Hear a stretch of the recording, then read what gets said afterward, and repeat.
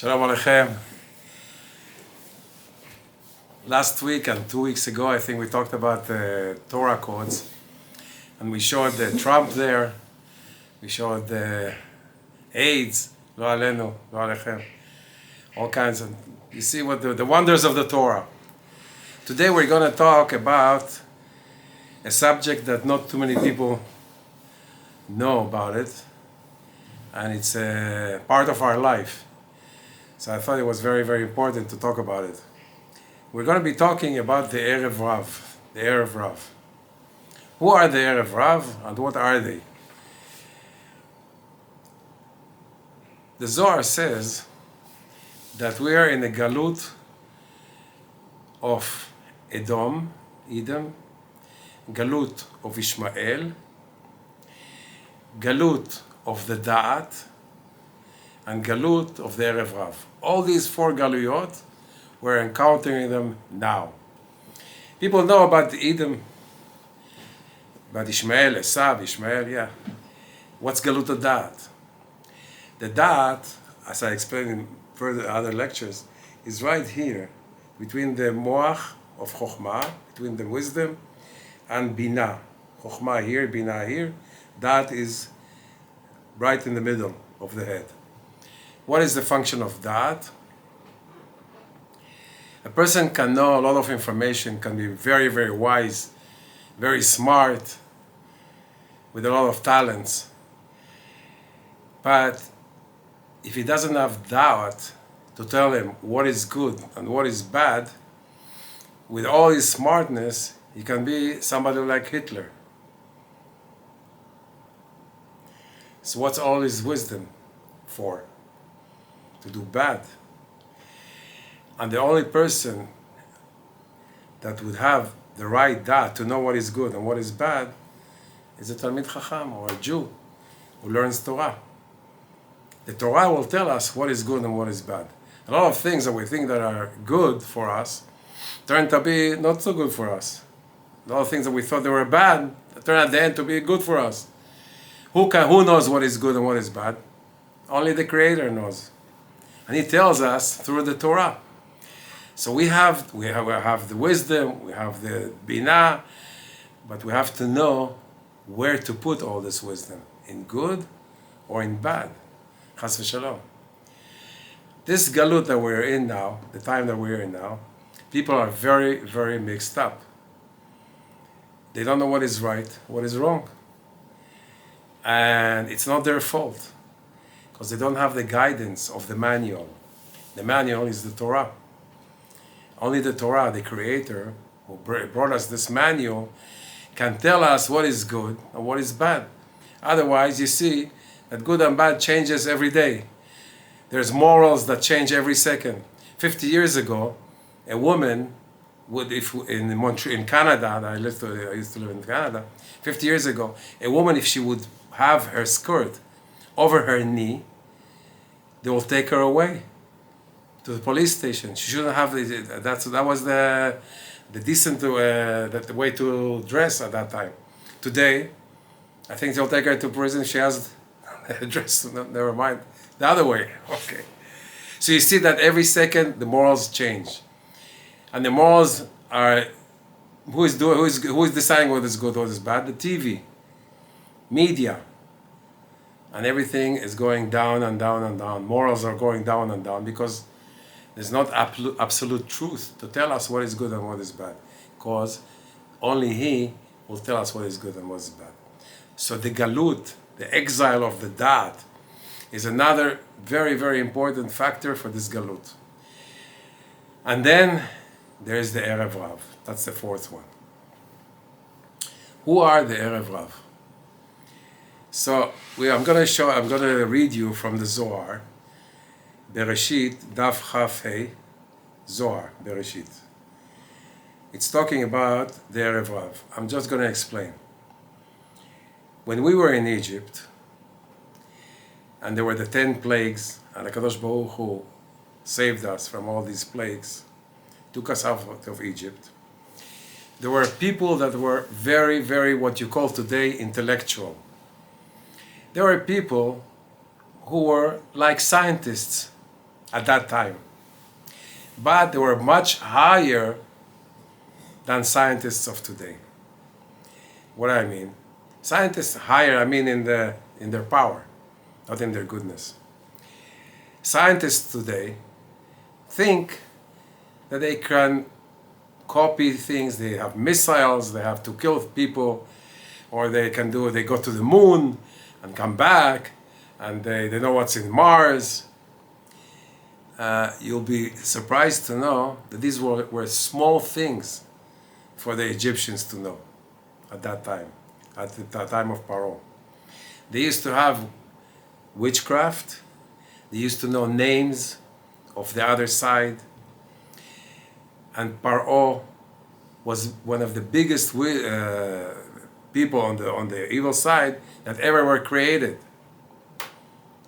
He was so big in his power on the evil side that Moshe Rabbeinu Kadosh Baruch had to bring Moshe Rabbeinu against him, because they were both in a very, very high place.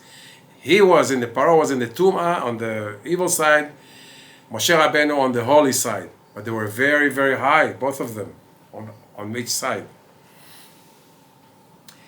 When Paro failed, and he saw that all his witchcraft and everything that he didn't help, and he discovered that there is a power that's above all powers that are in the world. Ishtabach Shemo La'ad, HaKadosh Baruch Hu. Egypt, who was so powerful, just fell apart. Just like Syria today. Boom, tack, nothing. All these scientists, so-called, witch wizards, and all these people that are very powerful on the evil side, saw that there's a power that's much greater than what they know. So they had an interest to live with the Jewish people to the desert. Why? Because from their interest was, there's a power that's bigger than what I know. I have to go with that power. How many people were there? It's a big discussion. Some say there were millions. Some say there were 300,000.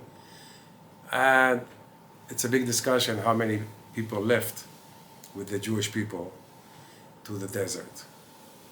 What happened was, these people wanted to convert, but their conversion was not for the right reasons.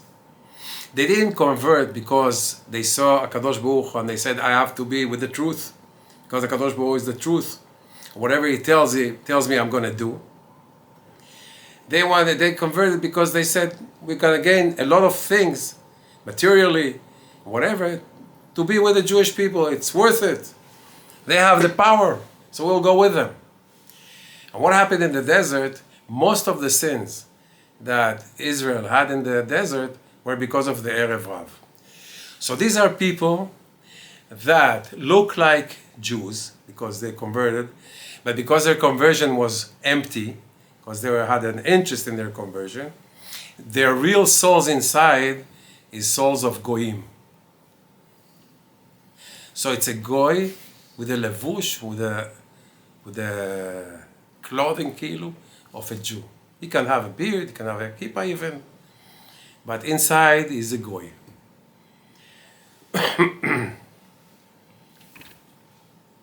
How did they originate? They originated from the time of Yosef HaTzadik. That was in Egypt. If you see in the parasha of Yosef, whoever wanted to have bread and food and came to him, Yosef told him he has to circumcise himself. Why? Why would Yosef say to tell goyim to circumcise themselves? Yosef saw that they have nitzotzot of Jews inside their souls. So he started them in going to two mitzvot. So the first thing he did, circumcise them. Their kids, these kids that came out from these people that were circumcised, they were the EREV RAV. They are the EREV RAV. And that's where the story begins. And we go to the desert with them. After the desert, that generation died, and they again reincarnated to the next generation, and the next generation, until they come to our generation, the EREV. I'll read to you from the Zohar what it says about them, and I think we'll be very surprised about what we're going to read here. It says there's 5 categories of EREV. Their names are Nephilim, Giborim, Anakim, Rephaim, Amalekim.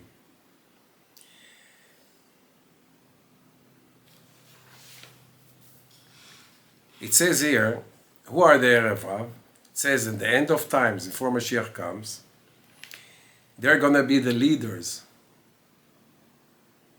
of the people of Israel. I'm not saying, no, I just want one comment before I say anything, please. Please, please, please, I beg you. We don't know who is EREV. Yeah? That's one thing before I say something. We don't know who they are. And it's hidden from us completely. Why? Because you see, in our generation, there's people that are against Torah, against religion, whatever it is. And once they do tshuva, once they start reading the Torah, they do tshuva, they become tzaddikim completely. So this generation is really doing everything, even complaining about the Torah, complaining about Talmidei Chachamim, from lack of knowledge. They just don't know. They never learned Torah. And once they read Torah and they come and they become tzaddikim with tshuva and everything.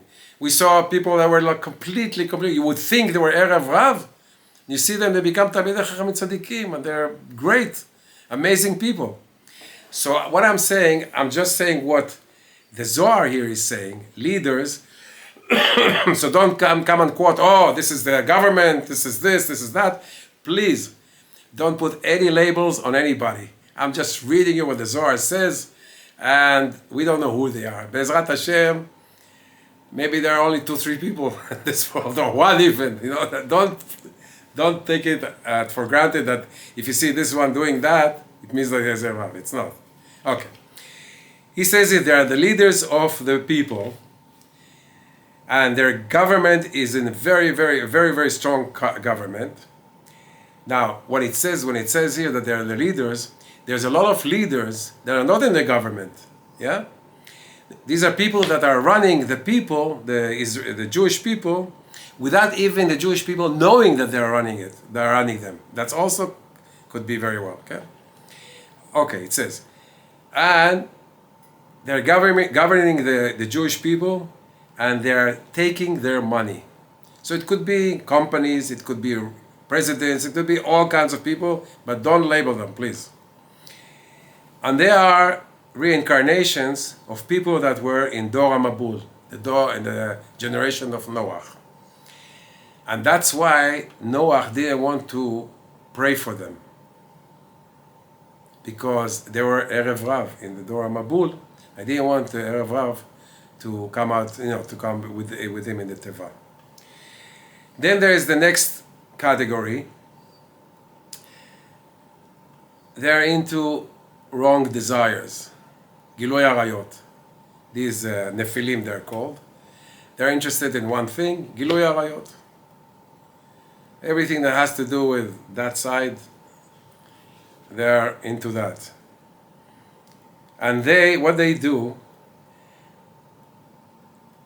they try to ruin tzniut in Israel.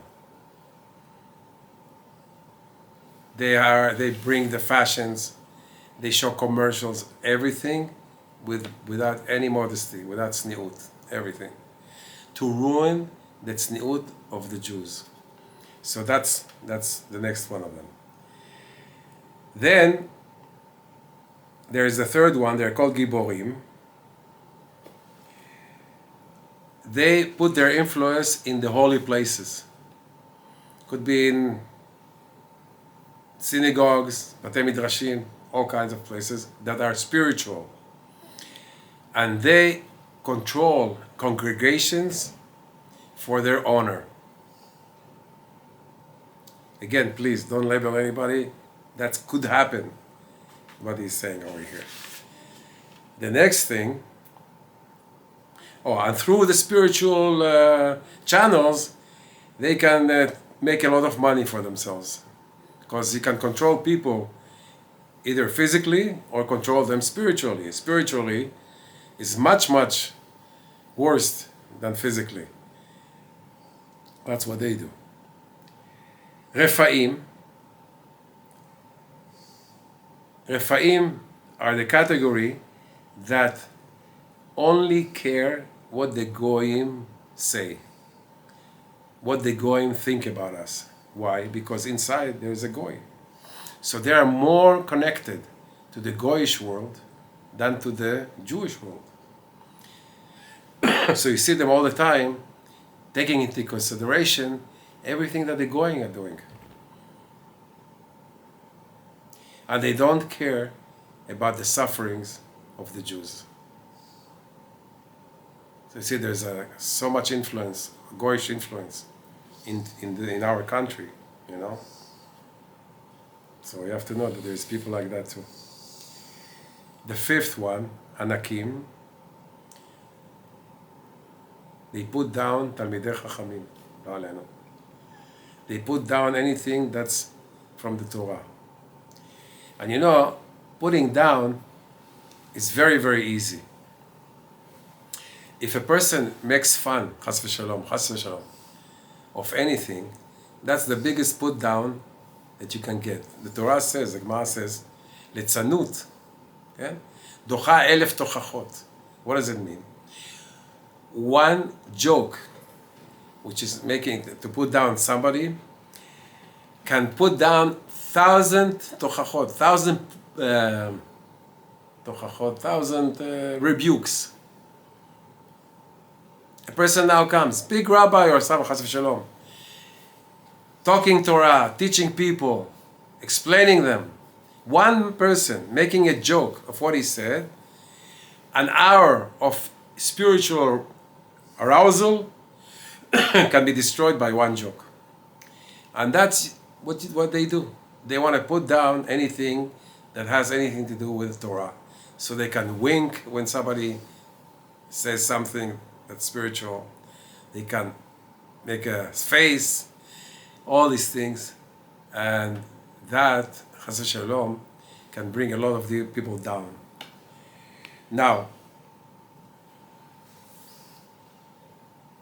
what about the Gerim? There is people that coming from the Goyim, to us, become Gerim, Ger Tzedek. What about them? The book of reincarnation, Shara Gilgulim, of Amarchu HaKadosh, say that there's no way that a Goy can become a Jew unless he was a Jew to begin with. What does it mean? It says in Har Sinai, 600,000 souls were there. There were Jews, all of them accepted the Torah. It says, if a person sins, a Jew can sin, one of the situations that can happen is that his soul goes to a Goy body. He's a Goy, but he's got a Jewish soul. I can tell you that you could see it in a lot of places. Many times you see Goyim that just want to hear what a Jew has to say. They want to know what the Torah is saying. And you see that they are close, because many times, because inside him, there is a Jew. So he'll always gravitate to his origin. So he'll become Jewish. In one part of his life, he'll become Jewish. And that's the Gerim. And one of the things that we do today, that the Zohar says that Mashiach is not coming because the Gerim that have to come to Israel we didn't finish all the Gerim to come to Israel. Of course, we don't encourage anybody to be Jewish. We don't say, please become Jewish. It's not our way. The Torah is the truth. Whoever wants to come to the truth, and we test him to see if he's really truthful, or if does he want money because she wants to marry a Jewish millionaire, she has any interest in this, or he wants, I don't know, to be with millionaires or money or power or whatever it is. Of course, this is not real conversion. Only the ones that want to come to Hashem and come to Torah because it's the truth, and they understand and they feel and they know that it's the truth, no matter what the costs are to come to this. These are the people that are really coming to the Torah, coming to be Jewish, Bezrat Hashem. Bezrat Hashem, we see a lot of miracles now. This is a year of miracles. Nobody understands what's going on because there's so many big things happening almost every day that are beyond imagination. Beyond imagination. Look, Israel was, October 7th, was the worst day, I think, since the Shoah that the Jewish people experienced. Look what happened from that day till today. It's just unbelievable. All the enemies of the Jews fell in a big way, whether it was Hezbollah, whether it was Syrians, whether it's Iran, whether it's Syria.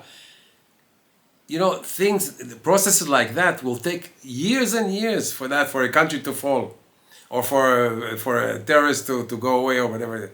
It's happening in months, in days. It's unbelievable. And Bezrat Hashem, this good news is going on and on and on. The Biat HaMashiach, it says that it's a leda, it's a pregnancy, and a baby comes. A baby comes 9 months, and slowly, there's a lot of pain, and then slowly, Mazal Tov, here he is. Here is Mashiach in front of us. Bezrat Hashem, we finished all the labor pains, and the baby will be outside in very, very soon, and we'll all have a zchut to be with him. Hashem yishmor atkhem.